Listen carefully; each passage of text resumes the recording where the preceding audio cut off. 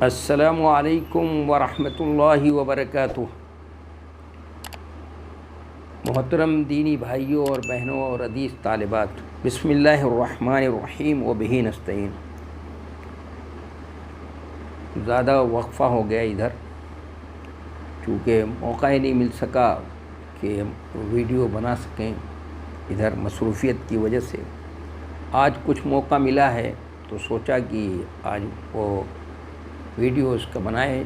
جو چل رہا تھا پیچیدہ حدیثوں کے سلسلے میں، وہ حدیثیں جو مشکل ہیں، جس کے سمجھنے میں لوگوں نے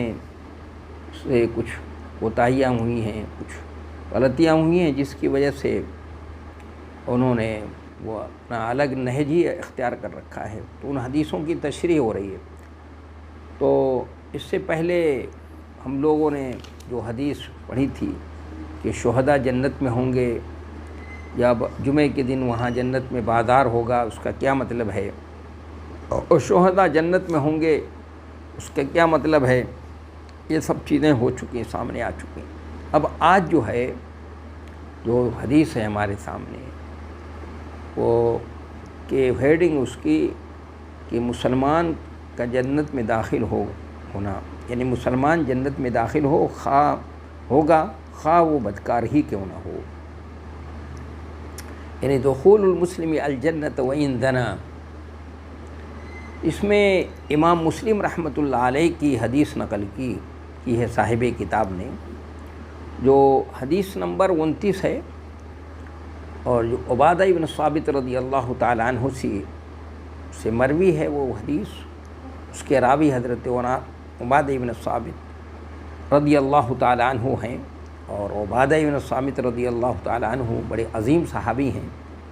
جو عقبہ ثانیہ کے نقیب رہ چکے ہیں، وہ نقیب ہیں، وہ اس کے راوی ہیں اس حدیث کے، کہ انہوں نے رسول اللہ صلی اللہ علیہ وسلم کو فرماتے ہوئے سنا ہے، جو شخص اس بات کی گواہی دیتا ہو کہ اللہ کے علاوہ کوئی معبود نہیں اور محمد صلی اللہ علیہ وسلم اللہ کے رسول ہیں، تو اس پر جہنم حرام ہے، اس پر جہنم حرام ہے۔ یہ امام مسلم رحمۃ اللہ علیہ نے اس حدیث کو اس باب میں نقل کیا ہے، اس میں ہے کہ جو شخص اس دنیا سے چلا گیا اور اللہ تعالیٰ کے ساتھ کسی کو شریک نہیں ٹھہرایا، اس نے گیا ہے اور اللہ تعالیٰ کے ساتھ کسی کو شریک بھی نہیں ٹھہراتا تھا، شرک بھی نہیں کرتا تھا، شریک نہیں کرتا تھا، تو وہ جنت میں داخل ہوگا۔ اور ابو الاسود دولی سے، جو بڑے عظیم تابعی ہیں اور محدث، بہت بڑے محدث بھی ہیں اور شاعر بھی ہیں، اور عربی قواعد کے بانی و مبانی بھی کہے جاتے ہیں، حضرت علی کرم اللہ وجہہ کی اشارے سے، ان کے مشورے سے انہوں نے چند عربی کے قواعد بھی مرتب کیے ہیں۔ ان سے روایت ہے کہ ان سے حضرت ابو ذر غفاری رضی اللہ عنہ نے بیان کیا کہ وہ رسول اللہ صلی اللہ علیہ وسلم کے پاس حاضر ہوئے، رسول اللہ صلی اللہ علیہ وسلم کے پاس وہ حاضر ہوئے، جبکہ آپ سفید کپڑا دیبتن کیے ہوئے تھے۔ پھر دوبارہ حاضر ہوا تو آپ بیدار ہو چکے تھے، یعنی پہلے جب گئے تھے تو آپ کے جسم اطہر پہ سفید کپڑا تھا، اور آپ وہ سوئے ہوئے تھے، آرام فرما رہے تھے، تو کہہ رہے ہیں دوبارہ جب حاضر ہوا تو آپ بیدار ہو چکے تھے۔ تو آپ صلی اللہ علیہ وسلم نے فرمایا،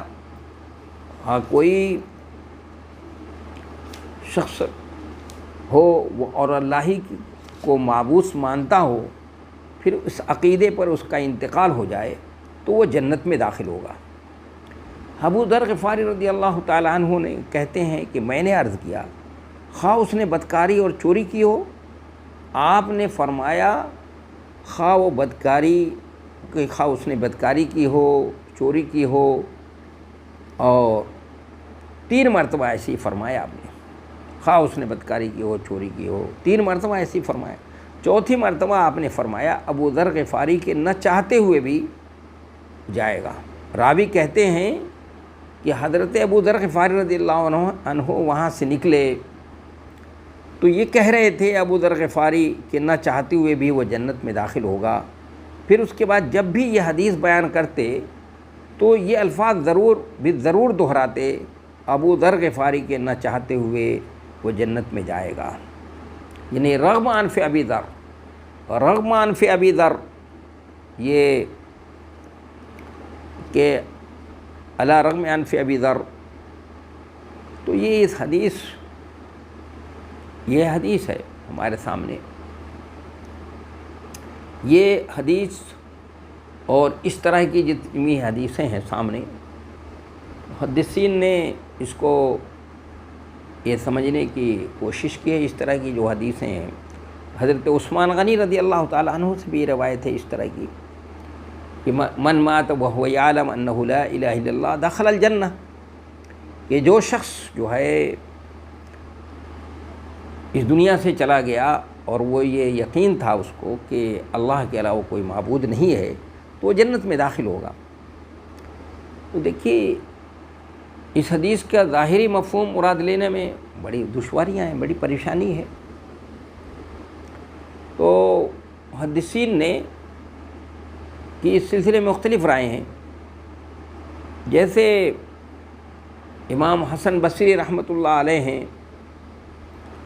और सईद इब्ने मुसय्यब रहमतुल्लाह अलैह हैं और ये इमाम बुखारी रहमतुल्लाह अलैह हैं। उनका इमाम बुखारी रहमतुल्लाह अलैह ने फरमाया तो ये उस शख्स के लिए है जो आखिरी वक्त में मसलन उसकी ज़िंदगी जो है वो गुज़र रही थी, वो ज़िंदगी गुजार रहा था और आखिरी वक्त में उसको अल्लाह तबारक व तआला ने हिदायत दे दी और उसने कलमा पढ़ लिया और अमल करने का मौका नहीं मिला,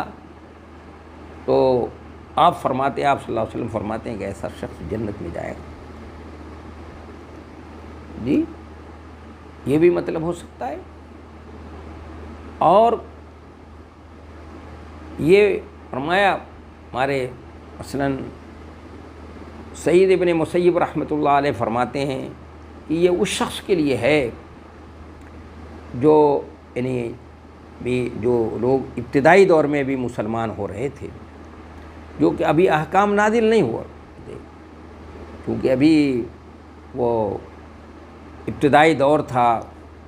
कुछ हिदायत अभी आई थी सामने। जैसे मक्की दौर है, अब 13 साल जो मक्की दौर है उसमें मुआशरती अहकाम नहीं आए, बहुत सी बातें नहीं, आहिस्ता आहिस्ता तदरीजी तौर पर शरीयत के अहकाम आते गए। तो इब्तिदाई दौर था, उस दौर में आप सल्लल्लाहु अलैहि वसल्लम ने ये फरमाया कि मन मात वहुव यअलम अन्नहु ला इलाहा इल्लल्लाह दखलल जन्नह, कि जो ला इलाहा इल्लल्लाह का इकरार कर रहे हैं और ज़ाहिर है ला इलाहा के इकरार करे और उसके तकाज़ा भी है तो उसको पूरा कर रहा है, तो ज़ाहिर जन्नत में दाखिल होगा। ये इब्तिदाई दौर से मुतल्लिक़ है। और इमाम हसन बसरी रहमतुल्लाह अलैह फरमाते हैं कि इस हदीस का मतलब ये है कि जो ला इलाहा इल्लल्लाह का इकरार करता हो और उसके जो तकाज़े हैं उन तकाज़ों को पूरा करता है तो ज़रूर जन्नत में जाएगा। और ज़ाहिर है कि ला इलाहा इल्लल्लाह का तकाज़ा क्या है? ला इलाहा इल्लल्लाह कहने का तकाज़ा ये है कि नमाज़ों की पाबंदी की जाए, जो इबादत हैं, जो मामलात हैं, सारे चीज़ें हैं दीन इस्लाम के अंदर, जितनी भी चीज़ें, सारी चीज़ें उसके अंदर आ जाएंगी। इस्लामी शराए जो भी है वो सारी चीज़ें आएंगी, उस पर अमल करता हो तो इंशाअल्लाह, और उसके किताब ज़िंदगी में शिरक भी नहीं है तो जन्नत में दाखिल होगा। तो एक बात ये मैंने सोचा कि वो इस बात को पहले वाज़ेह कर दूँ। तो ये और इस तरह की हदीस को सामने रख कर के हमारे उलमा ने एक कायदा और ज़ाब्ता भी बनाया। ये इस तरह की हदीसें और कुरान मजीद की जो कुछ आयात हैं, इसको सामने रख कर के हमारे मुहद्दिसीन ने, हमारे फ़ुक़हा ने एक कल क़यामत के दिन जन्नत में दाखिल होने के लिए एक कायदा और ज़ाब्ता बनाया। कायदा ज़ाब्ता ये है कि उसूली बात ये है कि जो शख्स कल क़यामत के दिन में मैदान हश्र में हाज़िर होगा اور اس کی کتاب زندگی میں نیکیاں ہی نیکیاں ہیں، کتاب زندگی میں کوئی معصیت نہیں ہوگی، تو اس کا معاملہ انبیاء کرام اور صلحاء اور صدیقین اور ان کے شہداء کے ساتھ ہوگا، سیدھے جنت میں وہ چلا جائے گا، بھیج دیا جائے گا۔ اور جو شخص میدان حشر میں حاضر ہوا اور اس کی کتاب زندگی میں معصیت بھی ہے اور نیکیاں بھی ہیں، دونوں ہیں چیزیں ہوں گی، تو اس کا معاملہ اللہ کی مشیت پہ ہوگا۔ اللہ چاہے گا تو اللہ تعالیٰ چاہے گا تو اس کو ویسی معاف کر دے گا، اور یہ بھی ہوگا کہ اللہ چاہے گا تو اس کی پکڑ بھی ہو سکتی ہے اور اپنی گناہوں کی سزا پا لینے کے بعد پھر وہ جنت میں کیا ہوگا؟ داخل ہوگا۔ بہر صورت وہ جنت میں داخل ہوگا، لیکن یہ کہ پہلے مرحلے میں جنت میں داخل ہونے سے وہ یہ رہے گا۔ یہ جو حدیث کا مطلب یہ ہمارے محدثین نے بتایا، اور اس حدیث کو سامنے رکھ کر کے اس کو جو ہے وہ اصول اور ضابطہ جو ہے کل قیامت کے دن جنت میں داخل ہونے کے لیے یہ بتایا ہے ہمارے فقہا و محدثین نے،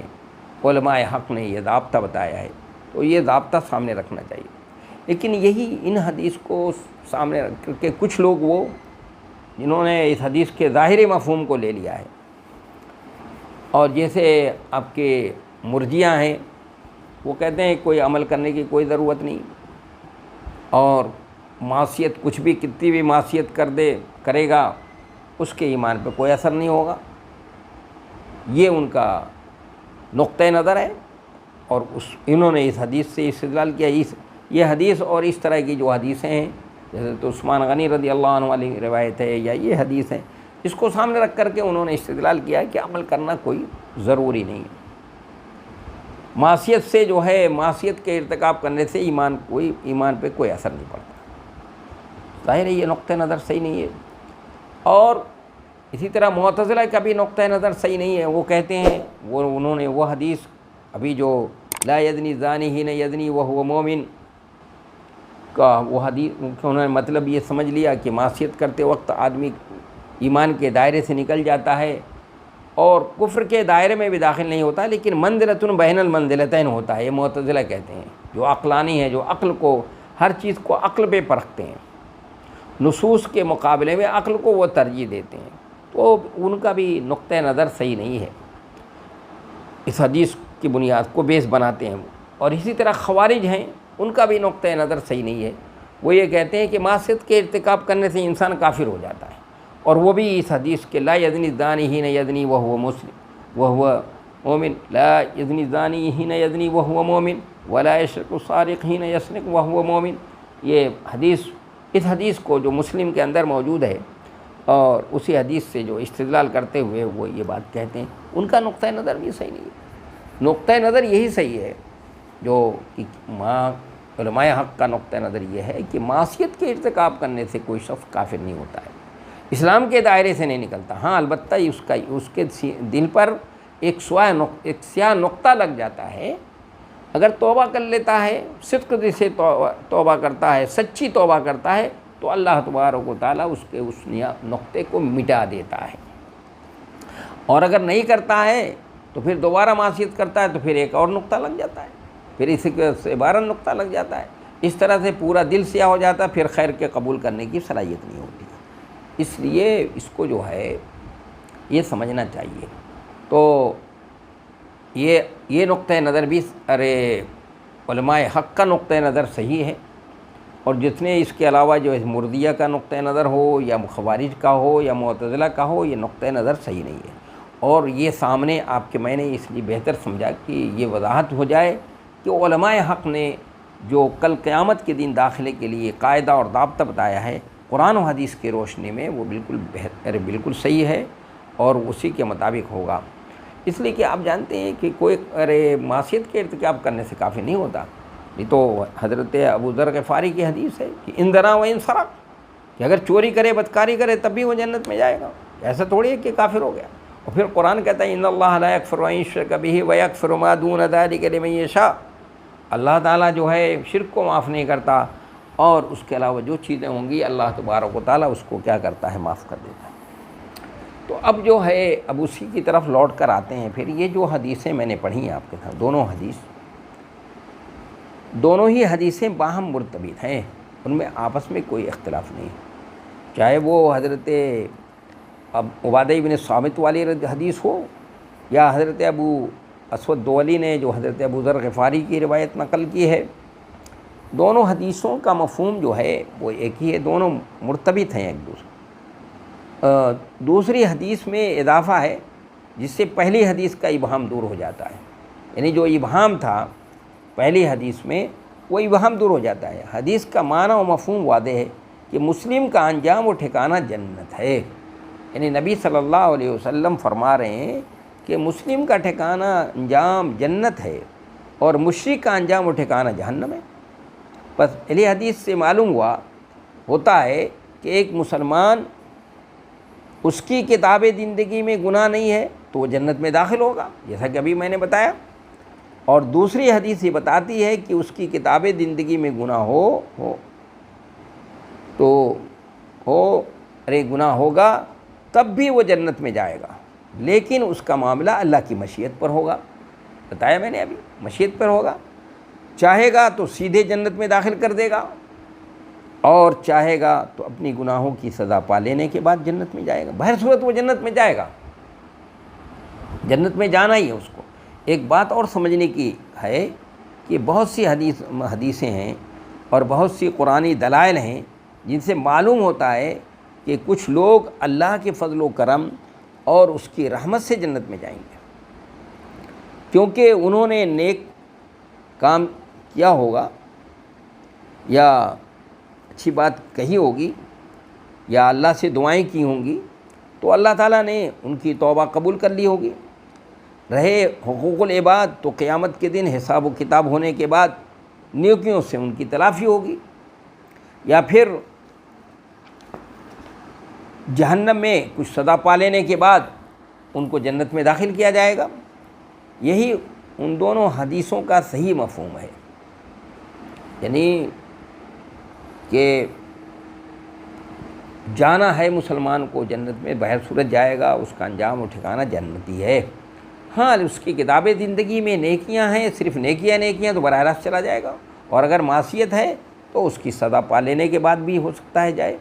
اور یہ بھی ہو سکتا ہے براہ راست اللہ تعالیٰ۔ اس کا ہرگز یہ مطلب نہیں ہے کہ جو بھی اللہ کے معبود ہونے کا اقرار کرے گا وہ اپنی گناہوں اور لوگوں کے اپنے اوپر حقوق کے ساتھ جنت میں داخل کر دیا جائے گا، یہ مطلب نہیں، ہرگز ایسا مطلب نہیں ہے۔ سزا تو پائے گا حقوق العباد میں، اگر کہیں کوتاہی ہے تو اس کا تو دینا پڑے گا اس کو۔ حقوق العباد میں تو کہیں سے چھوٹ نہیں ہے، کہیں سے چھٹکارا نہیں ہے۔ ہاں البتہ البتہ حقوق العباد میں اللہ تعالیٰ جو ہے یہ کر دے گا، چھوٹ ہے۔ یہی حضرت عمر رضی اللہ عنہ، یہی وجہ تھی کہ حضرت عمر رضی اللہ تعالیٰ عنہ نے حضرت ابو ہریرہ پر اعتراض کیا تھا اور ان کو جو سینے پہ کبھی لگایا تھا۔ جب انہوں نے رسول اللہ صلی اللہ علیہ وسلم سے اسی طرح کی حدیث سنی تو وہ بازار میں لوگوں کے درمیان اعلان کرنے کے لیے جا رہے تھے۔ جانتے ہیں حدیث مسلم کے اندر وہی حدیث موجود ہے، اور اسی باب میں امام مسلم رحمۃ اللہ علیہ نے نقل کیا اس حدیث کو کہ نبی صلی اللہ علیہ وسلم مسجد نبوی میں تشریف فرما تھے، درس ہو رہا تھا، صحابہ اکرام سب بیٹھے ہوئے مجلس میں بیٹھے ہوئے ہیں، اچانک آپ صلی اللہ علیہ وسلم اٹھے اور چلے گئے، اور بہت دیر ہو گئی آپ واپس نہیں لوٹ کر آئے۔ تو صحابہ اکرام نبی صلی اللہ علیہ وسلم کے سلسلے میں بہت حساس تھے، بہت ہمیشہ چوکنا رہتے تھے کہیں کوئی شخص آپ کو تکلیف نہ پہنچا دے۔ بہت دیر ہو گئی تو لوگ گھبرا کر اٹھے، تو حضرت ابو ہریرہ کہتے ہیں میں سب سے پہلے گھبرا کر اٹھا اور گیا، اور ایک بنو نجار کے وہ باغ میں چکر لگایا، کہیں سے وہ اس میں کہیں جانے کا راستہ ہی نہیں تھا، تو ایک نالا تھا، اس میں لومڑی کی طرح سکڑ کر کے میں گیا، تو اس میں نبی صلی اللہ علیہ وسلم موجود تھے۔ تو آپ نے پوچھا کہ ابو ہریرہ کیا بات ہے؟ تو انہوں نے کہا کہ اللہ کے رسول آپ تشریف فرما تھے اور آپ آگے، بہت تاخیر ہو گئی، بہت دیر ہو گئی، آپ واپس نہیں آئے، تو ہم سب لوگ گھبرا کر کے وہ آ رہے ہیں اور میرے پیچھے سبھی لوگ آ رہے ہیں۔ تو آپ نے ان کو بطور نشانی کے اپنا جوتا دیا کہ یہ جوتا لے لو، جاؤ، اور میں اس دیوار کے پیچھے جو بھی اللہ کی وحدانیت کی گواہی دے اور میری رسالت کی گواہی دے تو اس کو جنت کی بشارت دے دینا۔ آپ نے یہ فرمایا اور کہا کہ جاؤ۔ وہ آ گئے وہاں سے چلے، تو کہتے سب سے پہلے حضرت عمر فاروق رضی اللہ عنہ سے ملاقات ہو گئی. انہوں نے پوچھا یہ جوتے کیسے ہیں؟ تو انہوں نے فرمایا کہ نبی صلی اللہ علیہ وسلم کے جوتے ہیں، آپ نے مجھے بطور نشانی کے علامت کے دیا ہے اور آپ نے یہ بھی فرمایا ہے کہ جو بھی اس دیوار کے پیچھے ملے گا تو اس کو جو ہے وہ جنت کی خوشخبری سنا دینا. میری رسالت، اللہ کی وحدانیت اور میری رسالت کی گواہی دے تو اس کو جنت کی خوشخبری سنا دینا. تو حضرت عمر فاروق رضی اللہ عنہ نے ان کے سینے پر ہاتھ مارا، یعنی حتیٰ خر علی اشتی، یعنی وہاں تک حتیٰ کہ چاروں پاؤں چت وہ گر گئے اور رونے لگے، ہچکیاں بند گئیں. پھر کہا کہ چلو نبی صلی اللہ علیہ وسلم کے پاس، اور کہا کہ اے اللہ کے رسول آپ نے ان کو یہ اجازت دی ہے کہ یہ سب کو بتائیں. تو اے اللہ کے رسول اگر سب کو یہ باتیں بتائیں گے، یہ کہیں گے، تو ہو سکتا ہے کہ لوگ اپنے اسی پر اعتماد کر لیں اور عمل نہ کریں. تو اچھا کیا ہی اچھا ہوتا کہ یہ سب کو یہ باتیں نہ بتائی جاتی. تو آپ نے فرمایا حضرت ابو ہریرہ سے کہ ابو ہریرہ نہیں، یہ سب کو مت بتاؤ، یہ باتیں سب کو بتانے کی نہیں ہیں. اس لیے دیکھیے اس کو سمجھنا چاہیے. تو حضرت عمر رضی اللہ تعالیٰ عنہ نے حضرت ابو ہریرہ رضی اللہ تعالیٰ عنہ پر اعتراض کیا تھا، جبکہ انہوں نے رسول اللہ صلی اللہ علیہ وسلم سے اس طرح کی حدیث سنی تو وہ بازار میں لوگوں کو کے درمیان اعلان کرنے کے لیے چاہ رہے تھے. تو انہوں نے نبی صلی اللہ علیہ وسلم کے پاس واپس کیا اور فرمایا وہ ایسا نہ کریں ورنہ لوگ توکل کر لیں گے اور عمل کرنا چھوڑ دیں گے، اس کلمے کا فائدہ ختم ہو جائے گا. دونوں حدیثوں میں یہ جو مشکل چیز ہے، مشکل بات ہے، وہ یہ ہے کہ ذہن و دماغ میں فوراً ہی یہ بات آتی ہے کہ دونوں ہی حدیثیں ارشاد باری تعالیٰ ام منکم الا واردھا کان علی ربک حتما مقضیہ، جو سورہ مریم کی آیت ہے 71، تم میں سے ہر ایک وہاں ضرور وارد ہونے والا ہے، یہ تیرے پروردگار کے ذمے قطعی فیصل شدہ امر ہے. حقیقت یہ ہے کہ جیسا کہ ہم نے وضاحت کی ہے، جس کے کتاب زندگی میں گناہ ہوگا اللہ تعالیٰ اس کو ختم نہیں کرے گا، ضرور بے ضرور جہنم میں داخل کرے گا. اور اس سے زیادہ قریب وہ حدیث ہے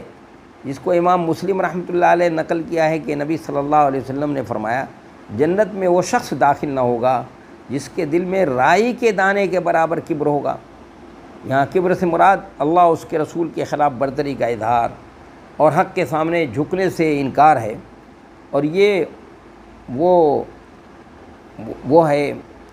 کہ جو بہت زیادہ مسلمانوں سے نفرت ہو، یا وہ کفار ہیں، یا وہ کفار بھی ہو سکتے ہیں یہاں پر مراد، یا وہ کفار ہیں جو بہت زیادہ مسلمانوں سے نفرت و دشمنی کرنے والے ہوتے ہیں،